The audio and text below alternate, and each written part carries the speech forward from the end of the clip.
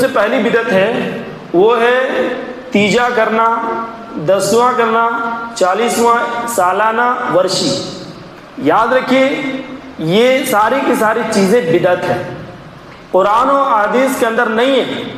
لیکن افسوس کی بات ہے کہ آج ہمارے مسلمانوں میں میجورٹی، اکثر لوگوں جو ہیں ان چیزوں میں مبتلا ہے، اور وہ یہ سمجھتے ہیں کہ ہم یہ جو تیجا کر رہے ہیں، 10واں کر رہے ہیں، 40واں کر رہے ہیں، سالانہ کر رہے ہیں، ورشی کر رہے ہیں، وہ یہ سمجھ رہے ہیں کہ ہم میت کو ثواب پہنچا رہے ہیں۔ یاد رکھیے میرے پیارے ساتھیو، میت کو ثواب نہیں پہنچ سکتا ہے، الٹے آپ کو گناہ ہوگا۔ بلکہ میت جب انسان مر جاتا ہے تو 3 چیزیں بس پہنچتی ہیں، اس کے علاوہ نہیں پہنچتی۔ وہ 3 چیزیں کون سی ہیں؟ اللہ کے نبی صلی اللہ علیہ وسلم کی حدیث ہے، صحیح مسلم کتاب الوصیہ، حدیث نمبر 1631۔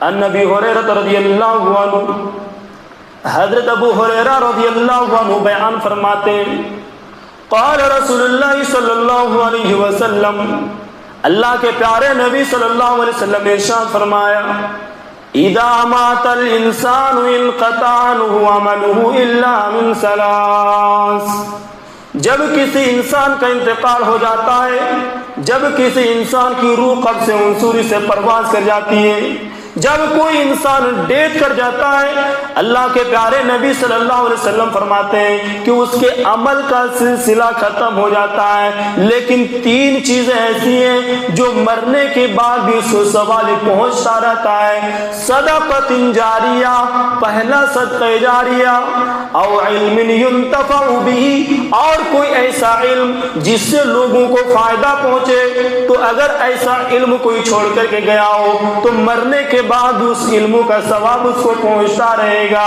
او ولد صالح يدعو له، اور تیسرا ثواب جو میت کو پہنچتا ہے وہ یہ کہ اگر کوئی نیک اولاد بنا کر کے گیا ہے، اگر نیک اولاد اس کے لیے دعا کرے تو اس کا ثواب بھی میت کو پہنچتا ہے۔